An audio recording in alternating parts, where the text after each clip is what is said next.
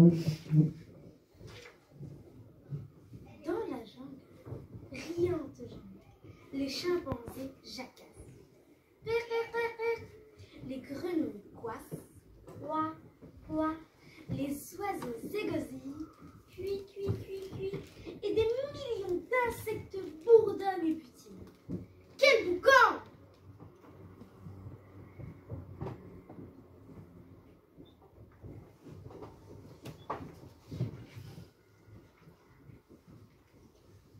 C'est l'heure de la sieste pour bébé lion.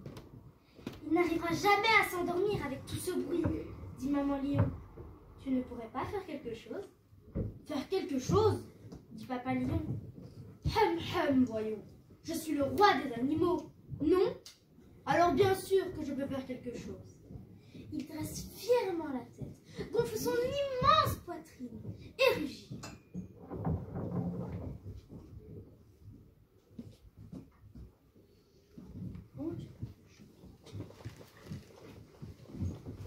Chut!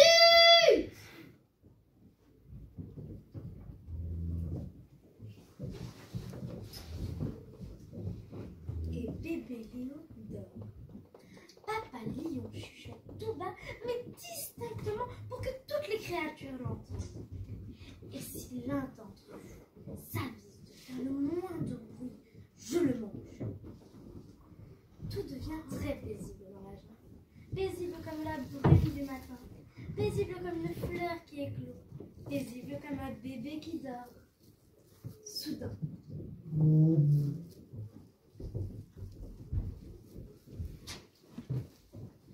Des caquettements, des gloussements et piaillements. On frappe, tape, griffe et gratte. Deux perroquets se bagarrent dans les fourrures. Chut! Crie papa lion de toutes ses forces. Ça va, dit maman lion. Léo dort encore. Je ne peux pas manger les perroquets alors, dit papa lion en boudant. Non, mon cher, dit maman lion. Tu ne peux pas manger ces perroquets. La barbe, dit papa lion. J'aurais bien envie d'un petit encas. Tout est paisible dans la jungle. Paisible comme un arbre qui pousse vers le ciel. Paisible comme une feuille qui voltige vers le soleil. Paisible comme un bébé qui dort. Soudain.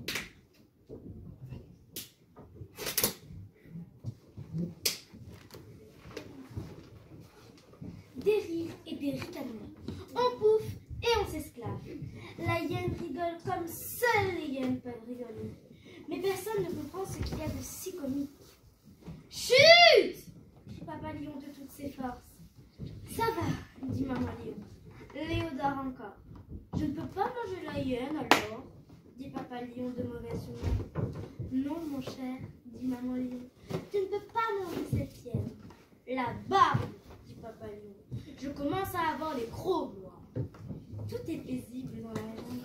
Paisible comme le calme après la tempête. Paisible comme un rayon de soleil après la pluie.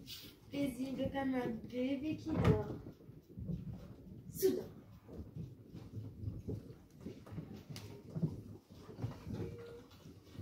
Des hurlements, des cris stridents et jacassants, des sauts et des balancements.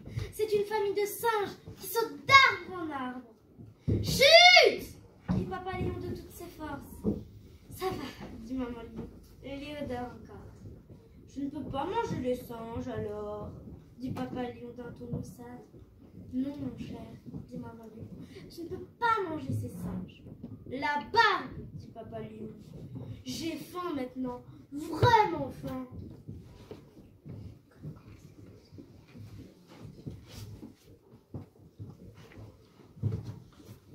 C'est le milieu de la jungle, et la jungle est chaude et humide. Les animaux s'abritent à l'ombre des arbres et somnolent au sommeil.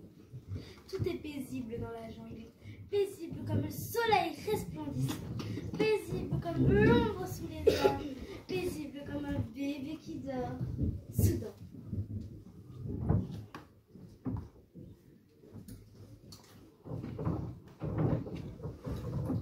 Des bouffes, des flops et des ouh! C'est un hippopotame qui bâille dans une mare fraîche et boueuse. Chut! Crie papa lion de toutes ses forces. Ça va, dit maman lion. Léo dort encore. Je ne peux pas manger l'hippopotame alors, dit Papa Lion d'un air désespéré. Parfois, mon cher, dit Maman Lion, tes yeux sont plus grands que ton ventre. Et non, tu ne peux pas manger cet hippopotame. Là-bas, dit Papa Lion.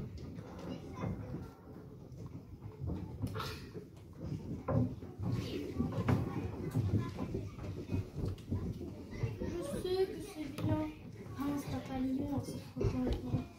Mais j'espère que quelqu'un fera un petit peu plus de bruit et réveillera Léo.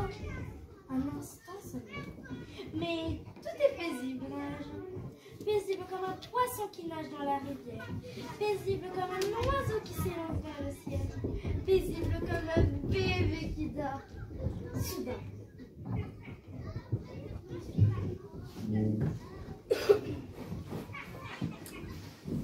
Un rugissement, un mugissement, un vachissement, un gémissement, un gros gargouillement, un gros glou-glou, un bruit jamais entendu, comme un coup de tonnerre, comme un roulement de tambour, le bruit d'un bébé qui pleure. Mais qui a réveillé bébé Léo? Crie Maman Lion. Trouve qui a fait ce bruit, papa. Trouve-le et mange-le. Maintenant!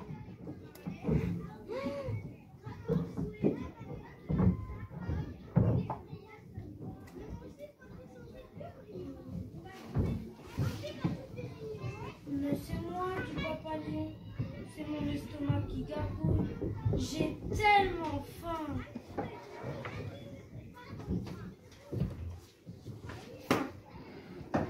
Qu'est-ce qu'on dit? Merci.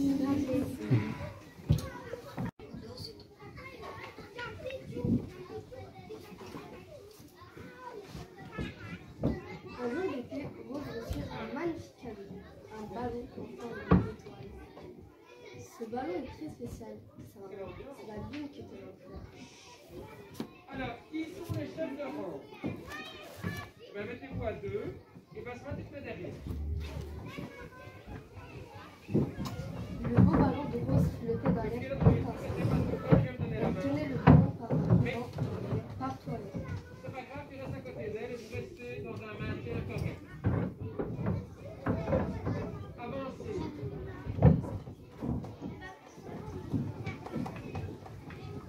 Soudain, le soleil disparut, le vent se mit à souffler très fort. Le vent tira fort sur le ballon. Tiens-le bien, Rose. Ne le laisse pas s'envoler.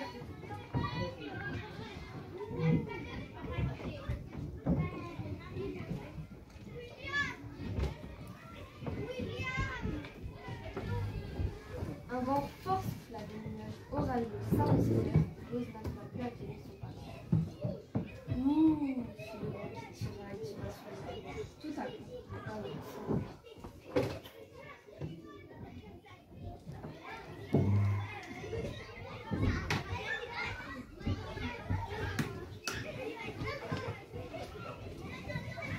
Le ballon monta de plus en plus haut jusqu'à atteindre la cime de l'arbre.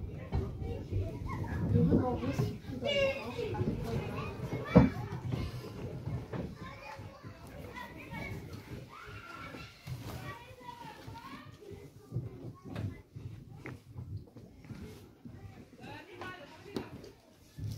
Quoi? Fit la corneille au plus. Elle attrapa soudain le ruban avec son bec. Elle s'envola dans le ciel orageux et emmena le ballon plus haut dans le ciel.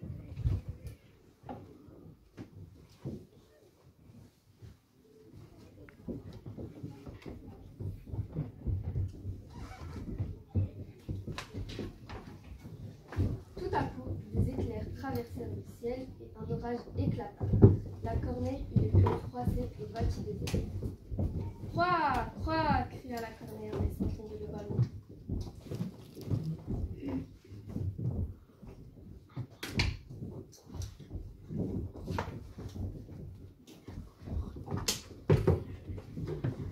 Mon ballon est parti, dit en sanglotant. Je ne le reverrai plus jamais. Là-bas, là-bas, dit sa mère en serrant Rose dans ses bras.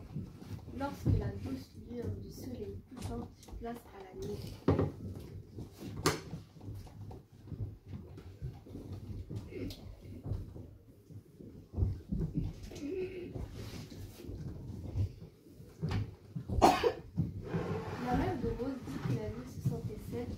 demanda au ballon de revenir à la maison. Lève les yeux, lui demanda-t-elle. Lève-les bien haut. Ton ballon s'affiche là-haut dans le ciel.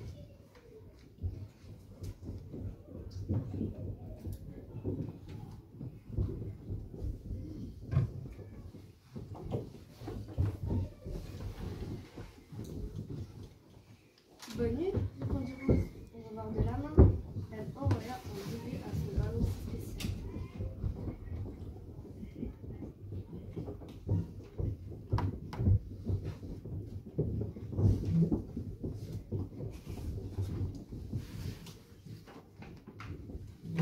Bonne nuit, Rose. Fais de beaux rêves.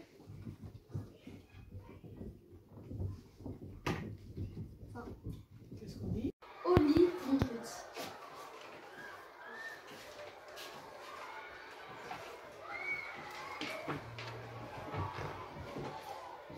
Au lit, mon petit, dit maman renard. Regarde, la lune disparaît peu à peu et le soleil se lève. C'est l'heure où les renards vont se coucher. Mais je n'ai pas sommeil, dit petit renard. Mes amis se réveillent à peine. S'il te plaît, est-ce que je peux jouer encore un tout petit peu? D'accord, mais un tout petit peu alors.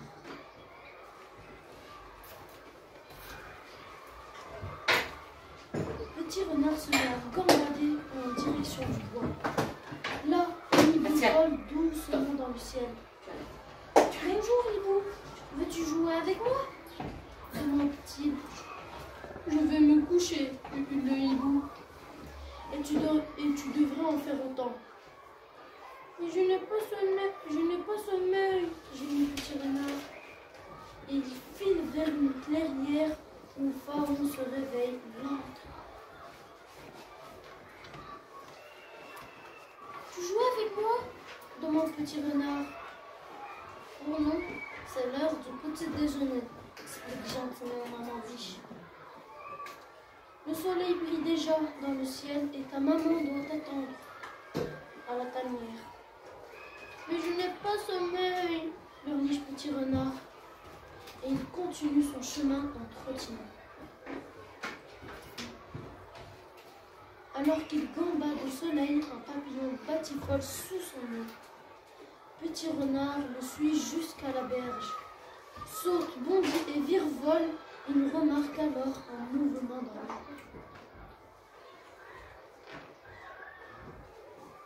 C'est Petite Loutre et sa maman. Petite Loutre se tortille dans les clapotis de la rivière. Veux-tu jouer avec moi? Crie Petit Renard. Mais Petite Loutre réplique. Mais maintenant, j'attrape des poissons et des libellules.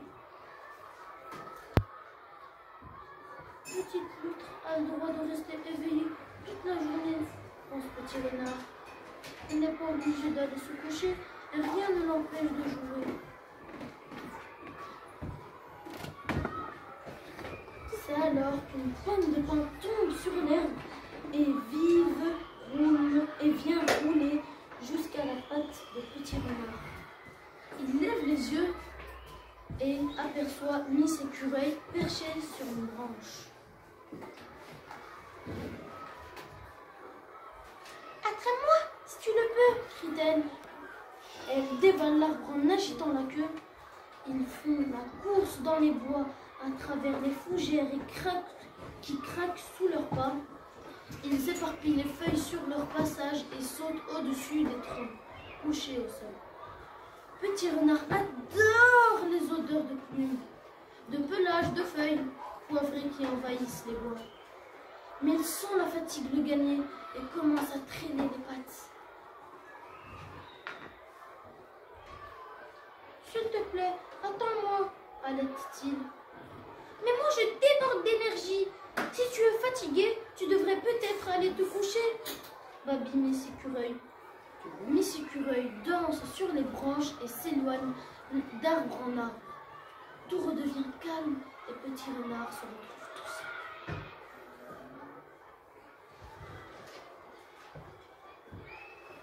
Ce n'est pas juste, pense-t-il. Cette nuit, quand je me réveillerai, il n'y aura plus personne pour jouer avec moi.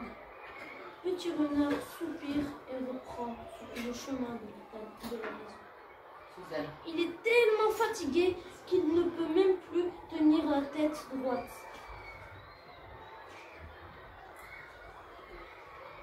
En chemin, il se retrouve nez à nez avec un blaireau. Où vas-tu, petit? Où vas-tu, petit renard?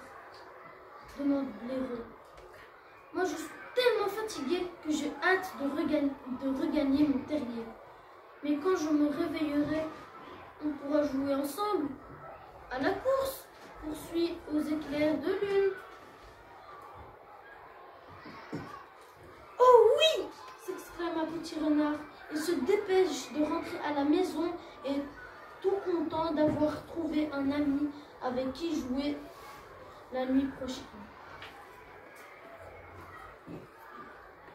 Arrivé dans sa tanière, petit renard retrouve sa maman. Elle frotte son museau contre ses oreilles et ils se blottissent tranquillement l'un contre l'autre, mêlant leurs pattes et leurs queues. Dors bien, petit, dit maman renard. Quand la lune brillera dans le ciel, tu te réveilleras à nouveau plein de vie. Et cette fois, petit renard s'endort très vite.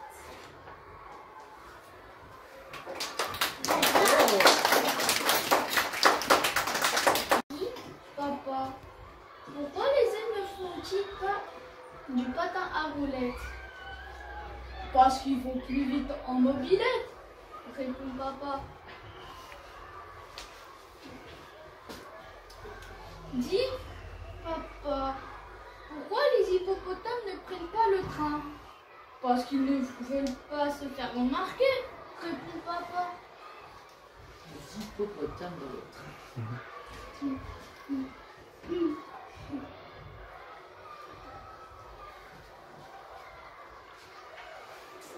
Dis, papa, pourquoi les canards ne pilotent pas des avions? Parce qu'ils voleraient trop vite. Leur caneton ne pourrait pas les poursuivre, répond papa.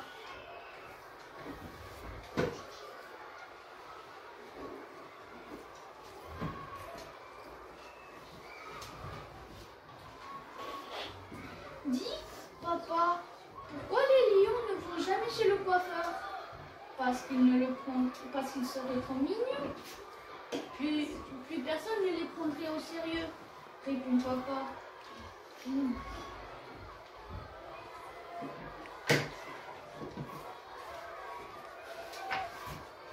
Dis, papa, pourquoi les pingouins ne vont pas à la piscine? Parce qu'ils viendraient en famille et ils n'auraient plus de place pour... Et ils n'auraient pas la place pour nager, répond papa. Regardez tous les pingouins.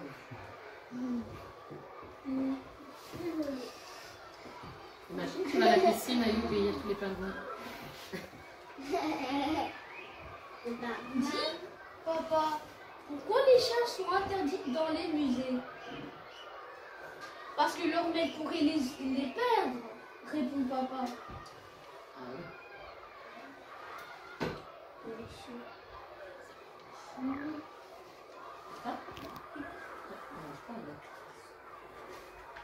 Dis, papa, pourquoi les ours polaires ne mangent pas de crème glacée? Parce qu'ils ne veulent pas tacher leur... Ah, Tu peux lire, hein, David. ok. Parce qu'ils ne voudront pas faire de taches sur leur banquise, répond papa. Ah bah oui, ça serait pas joli.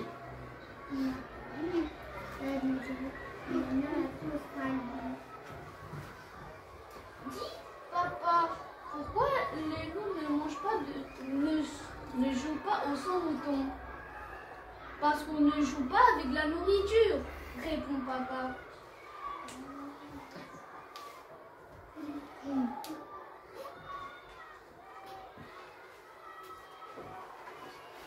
Dis, papa, pourquoi les éléphants ne deviennent pas ballerines? Parce qu'ils ont peur des petits rats de l'opéra, répond papa.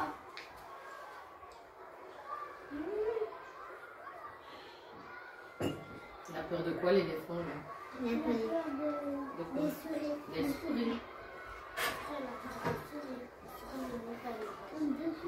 Dis, papa, pourquoi les kangourous ne font pas du babysitting pour les coccinelles? Parce que leur poche est déjà pleine, répond papa.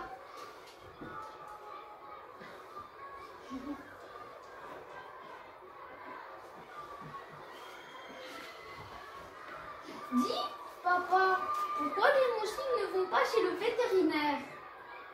Parce qu'ils ont peur de se faire piquer, répond papa. Les moustiques ont peur de se faire piquer. Et ils font quoi les moustiques? Il pique.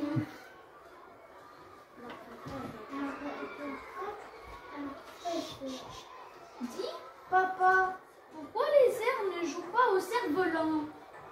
Parce qu'ils s'emmêleraient le bois, répond papa.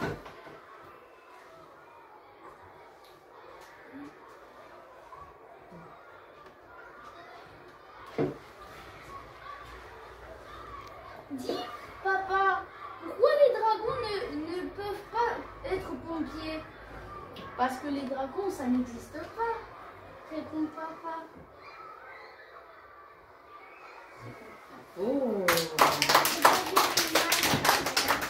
T'as pas vu l'image? Oui, l'arrière.